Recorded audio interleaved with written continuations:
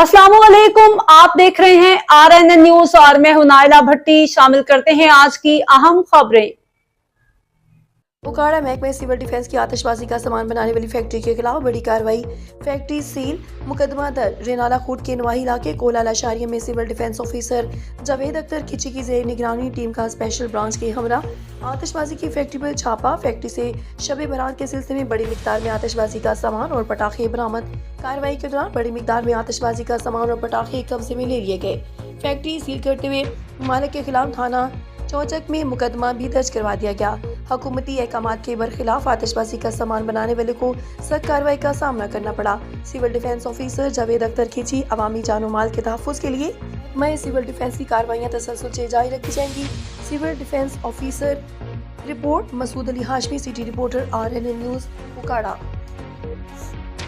अब तक के लिए इतना ही। मज़ीद खबरों और अपडेट से बाखबर रहने के लिए देखते रहें RNN न्यूज।